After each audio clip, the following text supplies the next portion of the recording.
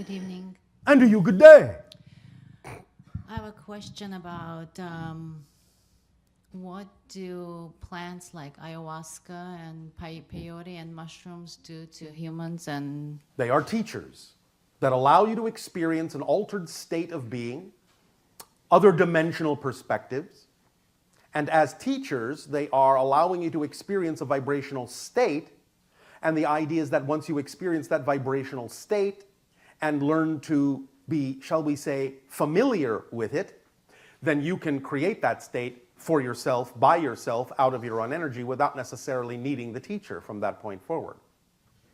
So it's to allow you to remain lucid or become lucid in the physical dream to a certain extent, from a certain perspective, depending upon the teacher. so all the messages you hear and see on those plants, they're all real. It's not something you're imagining or... Anything you can imagine is on some level real because you don't have the capacity to imagine non-existence. Because by definition, non-existence doesn't exist. I just having a hard time. How do you get into that vibration without taking... Do you remember what it felt like? Yes. Well, then you're in it. The instant you remember it, you're in it. The only reason you don't think so is because you have a definition that you're not. If you would remove the definition that you're not in that vibration, you would create the sensation that you're in that vibration. That doesn't mean it will feel exactly the same, because the point is that once you create that vibration, it's for the purpose of applying that energy or acting from that energy in a different way. The teaching situation is a different situation. The instilling of the vibration, the familiarizing you with the vibration, serves a particular purpose. It won't necessarily feel identical when you're actually creating that vibration in your own energy for the purpose of applying it. Because it's not a teaching situation now, it's an application situation. But that doesn't mean you can't know you're in the appropriate vibration. Yes? Yeah, I'm just having a hard time. Sometimes it feels like I'm losing my mind because the Well, images that are might be a good thing, you know. I'm being serious. I'm having a problem balancing the physical world that I'm used to and the world that I see because my images are very strong. Yes. I've been into a few ceremonies and Yes. I've been very guided. I've been All to a right. sheep. But what's the difficulty? It's this everything I see Yes. during the ceremony. Yes. It's so So what? So what? mystical. Yes. And Are you telling me physical reality isn't mystical? Is that what you're saying? well, we're so used to You have hit the nail on the head. You have a definition of complacency. The idea is that you're creating, through your definitions, the idea that physical reality is mundane by comparison.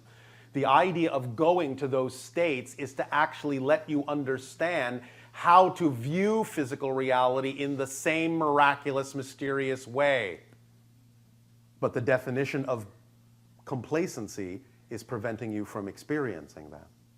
Because you're making too big of a difference in your definition between the idea of physicality and the idea of those mystery levels. Physical reality is a mystery school. Very magical, very mysterious, very powerful. You just need to learn to define it that way and you will experience it that way. And then you can learn what you're learning and take what you're learning from those teachers and apply it in physical reality to allow you to become more lucid in the physical dream. It's just that you don't think that physical reality is a dream. You understand? The Yes. teachers are attempting to show you that it's a dream, but you have to know that it's a dream and you have to allow yourself to realize it's a dream.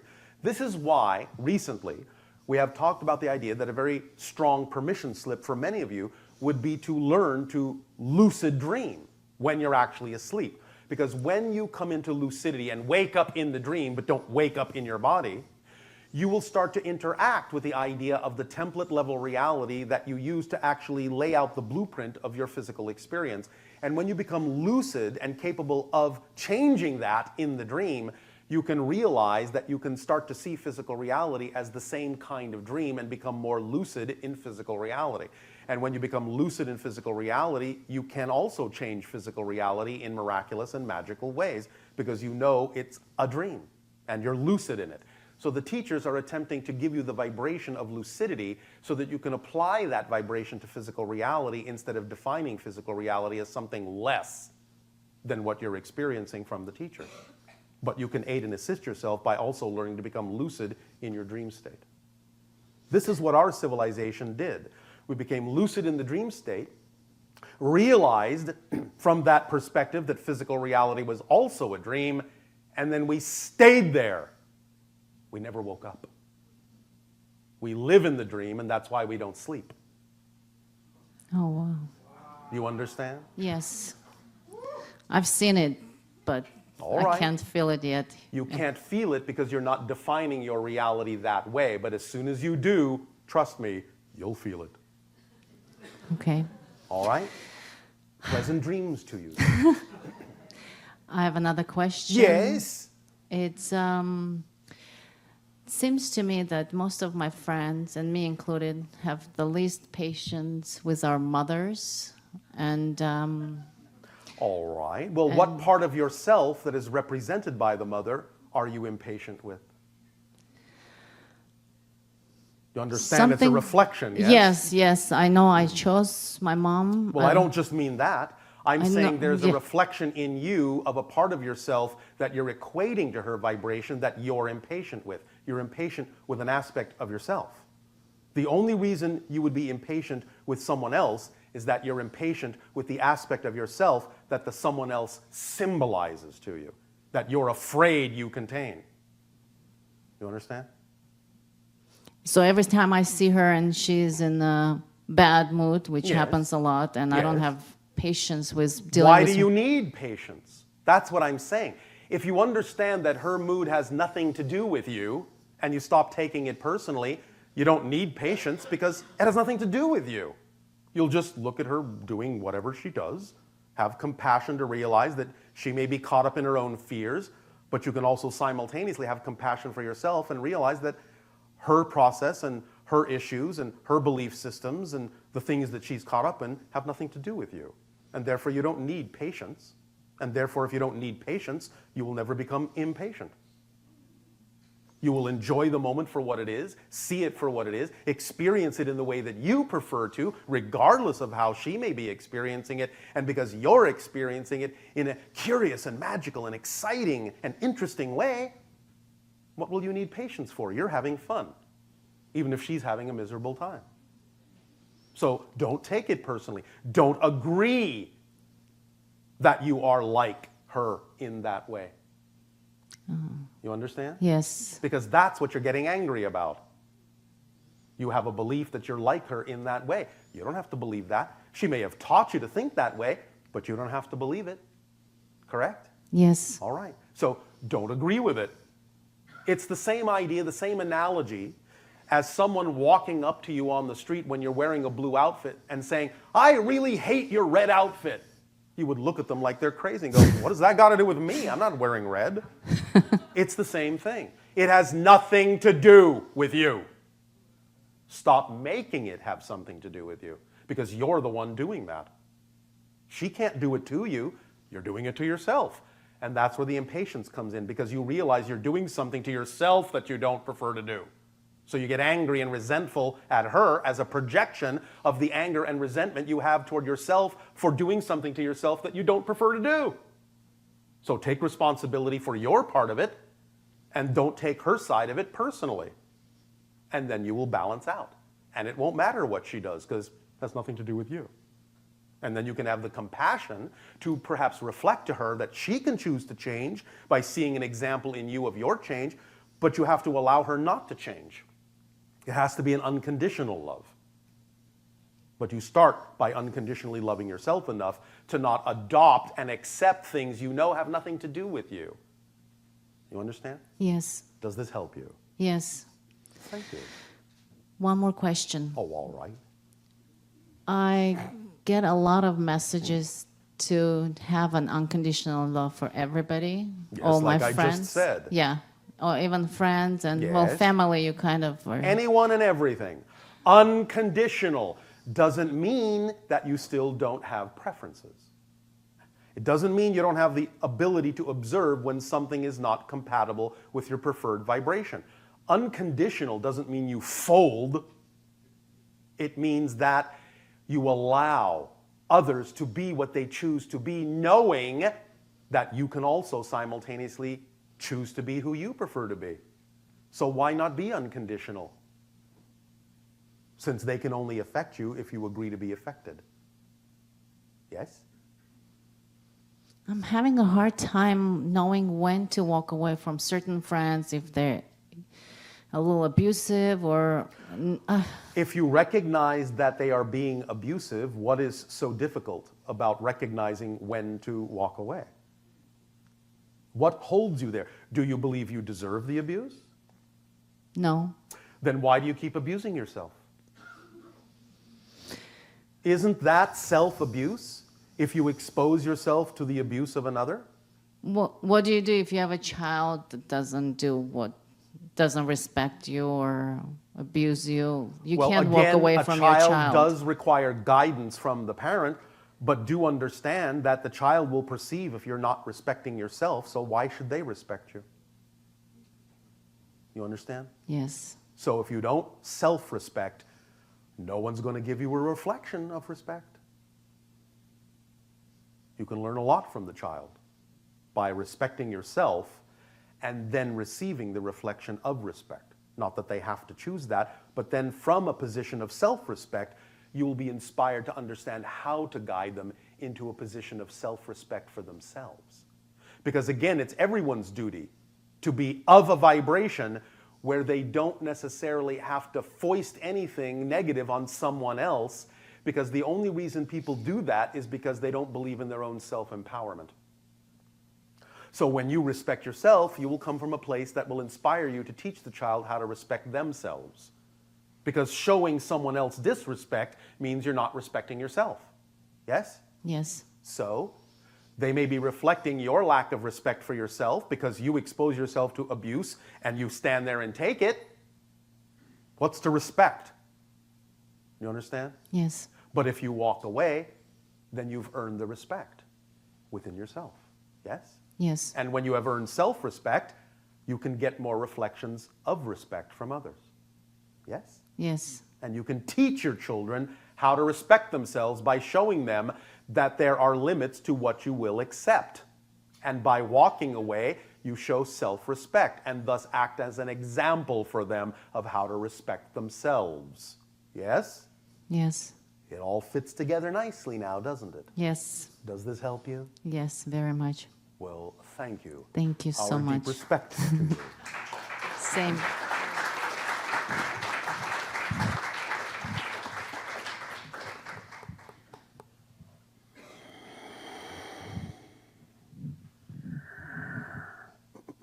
Hello, sir. And to you, good day, sir. I've been trying to think of a question. Well, you don't have to have a question, you know. You can just make a statement if you wish. Well, here's a statement. Yes. As you speak, I see that you don't speak a lot about grounding. Oh, I already did actually speak about grounding. Did you? Remember the pyramid? Yes. Well, grounding at the base. That's why the base is so wide, covers a lot of ground. It's a symbol of grounding. And the idea is that you really need to be very grounded in order to explore very high rarefied frequencies. And so how- that you can remain in balance between the two. And how do we ground ourselves? You are physically grounded in physical reality, and the idea is being true to yourselves. Again, you have to understand that when we talk about the idea of excitement, we say quite often that excitement is a complete kit. It's the driving engine, it's the organizing principle of your life, it's the complete kit. So the idea is that when you act on your excitement to the best of your ability, and you don't insist on a particular outcome based on that action, then excitement brings you into situations and circumstances that will not only expand your excitement, they will automatically keep you grounded. Yes? Yes, Because it's a complete kit. When we say it's a complete kit, we mean it's a complete kit. Not it's a complete kit, except it left that one component out about grounding you. It Correct. will always bring you the guiding system by which you can ground yourself. if you're getting a little too big for your britches and getting a little cocky when you are acting on your excitement, oh, look at me, I'm doing fantastically in an egotistical sort of way, believe me, following your excitement will bring you face to face with a brick wall. Shape up, kid. Now, a lot of these thoughts that come into our minds with our problems and issues that come up in our Yes. everydays, Yes. wouldn't a lot of these problems be solved by grounding These ourselves? problems are or solved issues? by first not identifying them as problems, by defining them as simply challenges. Because the theme you chose to explore in this life is represented by the greatest challenges you face. The first step in understanding how to transform them is to stop defining them as problems, because by definition, a problem is something that's difficult to transform. But if you understand they're a challenge, then you've already eliminated a lot of the difficulty, and you can actually enjoy the challenge. Yes? Correct. Thank you. Now that's grounding, isn't it? Yes, it is. There you go. Now, Yes, it is. grounding yourself to the planet. Yes. Is living fully.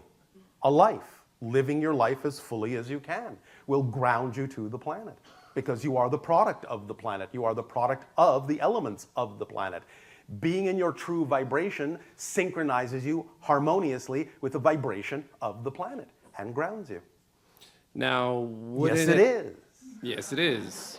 Now, wouldn't it help to actually plant yourself on the ground? It can. Is that a permission slip you believe will help you ground? It's a permission slip. Yes. Well then, this is why the Buddhists on your planet say that one of the most spiritual things you can do is chop wood, carry water.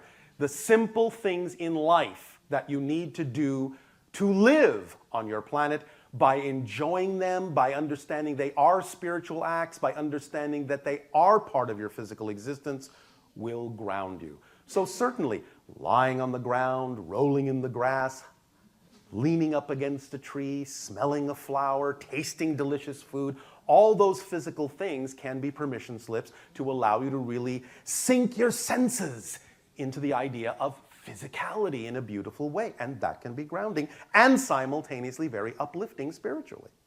So it's again a balancing act. Correct. Now, wouldn't that help with your vibrations also? Did I not already say so? Did I not just say so? Yes. Well then, why ask that question? Okay. Are you grounded in this conversation?